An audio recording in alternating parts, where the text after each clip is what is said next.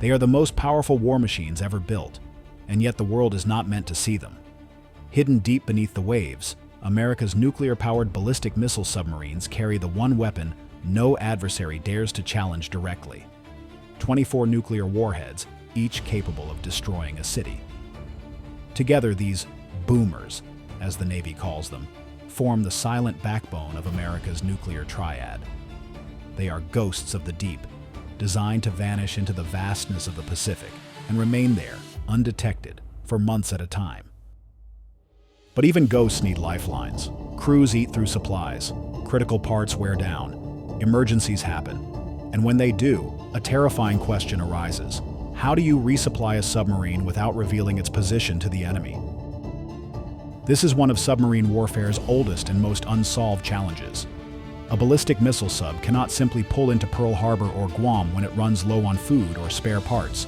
To do so would announce to the world exactly where it is. It cannot surface in a friendly port without risking detection by satellites, drones, or enemy submarines lurking nearby. The very survival of the deterrent depends on secrecy.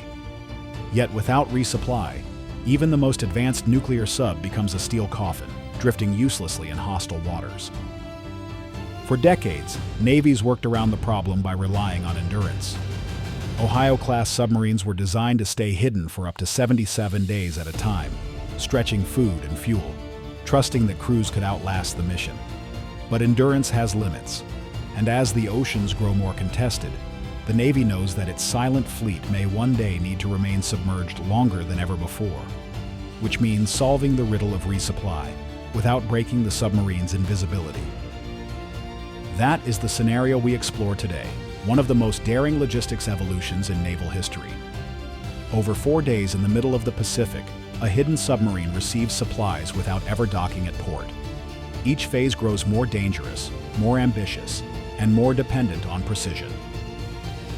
The process begins with a whisper, a small quadcopter drone carrying a lightweight package through salt wind and cross-current, searching for a steel deck that rises and falls like a living creature.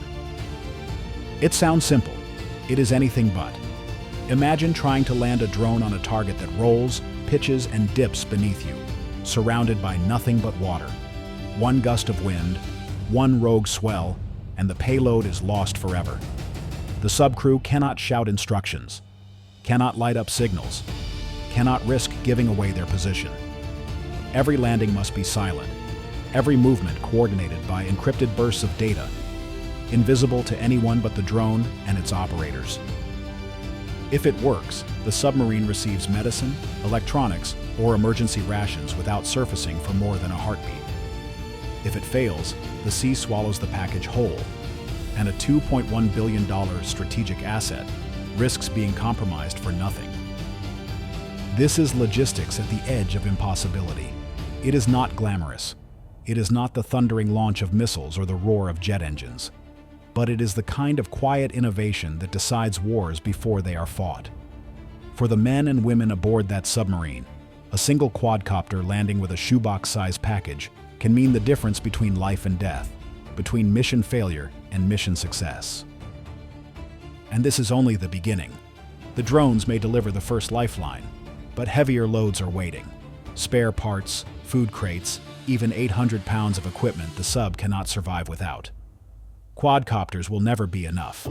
The Navy must push higher, faster, and bolder, risking larger aircraft, louder signatures, and ever greater precision, all while keeping the submarine's location hidden from prying eyes.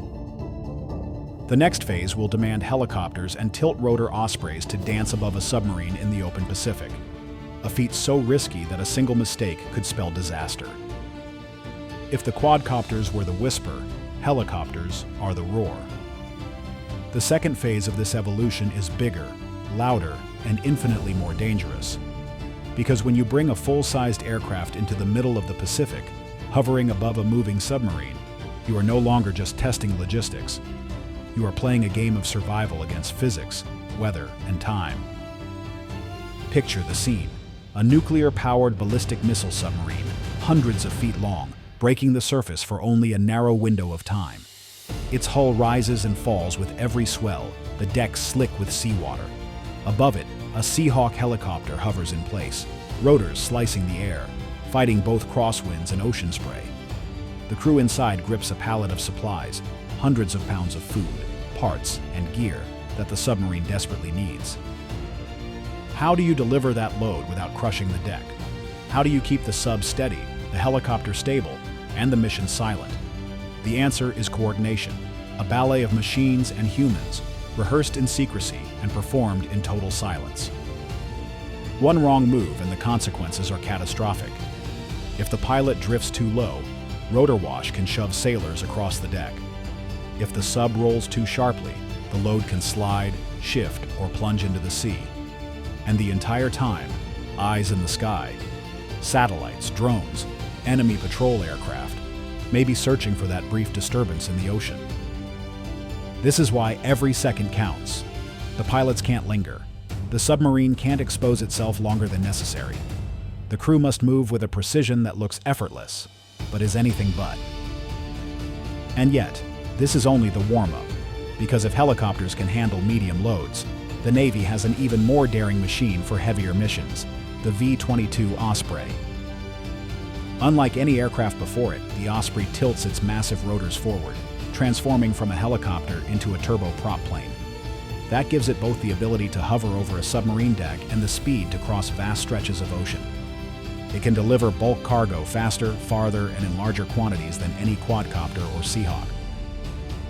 But with that power comes danger.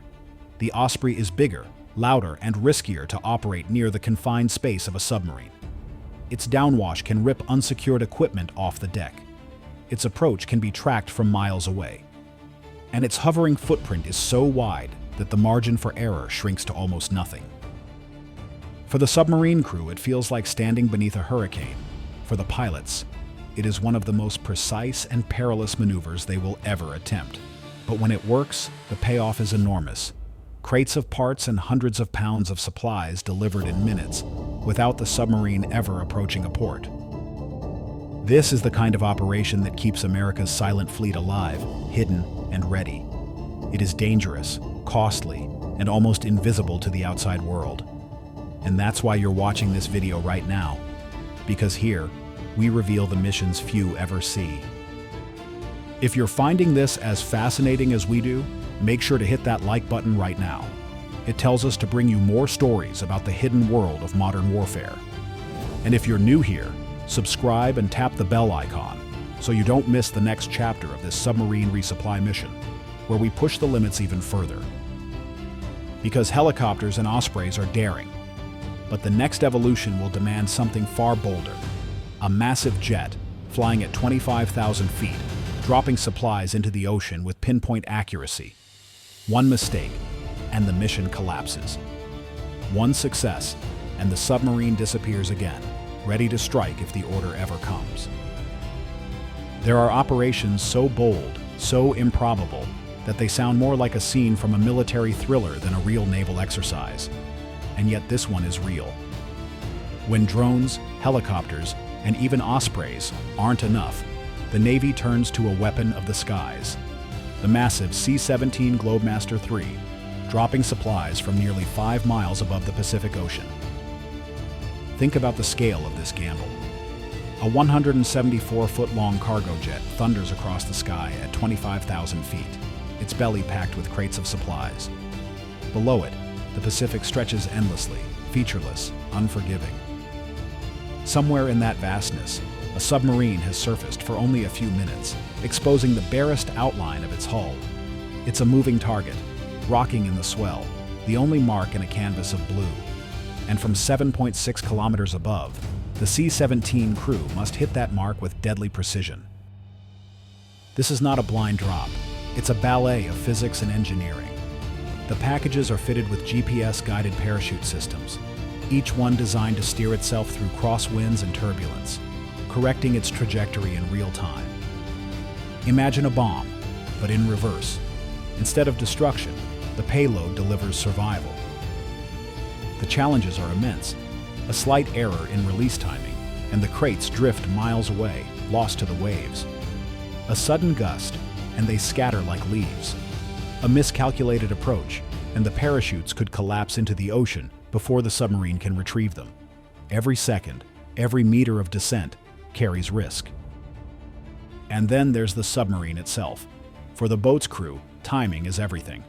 They must surface at precisely the right moment, in precisely the right location, ready to retrieve the supplies before waves carry them away. The entire process is measured in minutes. Any delay, any stumble, and the mission fails. From the outside, it looks impossible. A heavy transport jet dropping packages onto an empty sea, and a hidden submarine surfacing to claim them like a thief in the night. But when it works, it is one of the most daring demonstrations of logistics in modern warfare. Supplies falling silently from the stratosphere, captured and pulled aboard a vessel that must never reveal itself. And the stakes are enormous. If the drop succeeds, the submarine vanishes again, armed and supplied, ready to continue its mission of deterrence. If it fails, the ocean swallows the cargo, and the crew faces the unthinkable, an extended patrol without the tools they need to survive. Worse, a botched operation risks detection. A single satellite image, a single enemy aircraft in the area, and a $2.1 billion strategic asset could be compromised. This is what makes the high-altitude resupply both brilliant and terrifying. It pushes the limits of precision aviation. It demands absolute stealth. And it proves that in the unforgiving chess game of submarine warfare, logistics can be as dangerous as combat itself. Operations like this are rare, secretive, and deeply technical, and you're seeing it here because this channel is dedicated to pulling back the curtain on the hidden side of modern war. If you want more episodes like this, missions, weapons, and strategies the world rarely talks about, then now is the time to subscribe. Tap the bell so you never miss our next deep dive, and smash that like button to tell us this is the kind of story you want to see. Because while airdrops from 25,000 feet may sound like the climax, they are only the beginning of a much larger future. The next evolution will push beyond manned aircraft, beyond parachutes, into technologies that could keep submarines hidden for months at a time without surfacing. The final phase of this journey belongs to the future, and it is one you don't want to miss. The ocean is vast, merciless, and indifferent.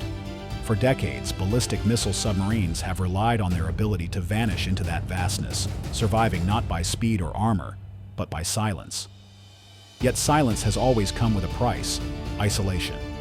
A submarine could disappear, but once its supplies ran low, its mission ended. That truth may no longer hold. Because what we are witnessing now is the beginning of a revolution in submarine logistics. The quadcopters, the helicopters, the Ospreys, even the C-17 airdrops, they are all stepping stones towards something bigger, something more permanent. A future where submarines can stay hidden for months, even years, supplied not by ports or bases, but by a web of drones, satellites, and stealth couriers that turn the ocean itself into a supply line. Picture this: unmanned surface vessels disguised as ordinary fishing boats, carrying hidden payloads. They drift across the Pacific, guided by encrypted signals, until they rendezvous with a submarine at a secret location. Or undersea drones, autonomous torpedoes with cargo bays, cruising beneath the waves to dock with a ballistic missile sub without ever breaking the surface. Imagine supply pods falling from orbit, gliding silently down through the atmosphere, pinpointed to a submarine's exact position in the open sea. This is not science fiction. It is the logical next step. The Navy has already begun experimenting with autonomous delivery systems, pairing AI navigation with stealthy hardware. The goal is simple, but profound. Eliminate the weakest link of submarine warfare. Eliminate the need to ever reveal the sub's position. The strategic impact of this cannot be overstated. If America's ballistic missile submarines can remain hidden indefinitely, they become untouchable. No blockade, no satellite constellation, no fleet of hunter-killer submarines could ever flush them out. That permanence transforms deterrence from a posture into a guarantee. It tells adversaries, strike us, and our response is inevitable, because our arsenal is always ready, always supplied, and always hidden. But there is another side to the story. Technology cuts both ways. If the US Navy develops silent lifelines for its subs, rivals like China and Russia will not sit still. They too will experiment with stealth drones, covert resupply, and deep-sea couriers. The oceans of the future may no longer be empty expanses.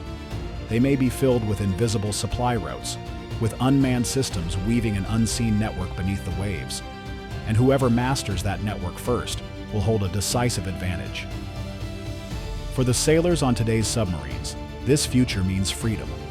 Freedom from the ticking clock of dwindling rations and worn parts. For their commanders, it means confidence, the knowledge that their strategic deterrent will never be forced into port at the wrong time. And for America's adversaries, it means a new kind of fear. A submarine that cannot be starved out is a submarine that can never be neutralized. In the end, logistics is not just about crates and pallets. It is about survival. It is about ensuring that when the order comes, the submarine is ready, its crew fed, its systems functioning, its weapons armed. It is about turning the most vulnerable part of war into a source of strength. And that is why resupply missions, though quiet and unseen, may shape the wars of the future more than any missile launch or naval battle. They are the hidden lifelines of power. If you've stayed with us through this mission, you now understand something few people ever consider. Victory at sea does not begin with torpedoes or warheads. It begins with logistics. If you want more stories like this, about the hidden side of warfare, the silent battles behind the headlines, then hit that subscribe button, tap the bell, and smash the like. It helps us keep bringing you the truth about the weapons and missions shaping tomorrow's wars. Because the next time a submarine slips beneath the waves, it won't just carry missiles. It will carry the promise that no matter how long the patrol, no matter how hostile the waters, America's silent fleet will never be alone.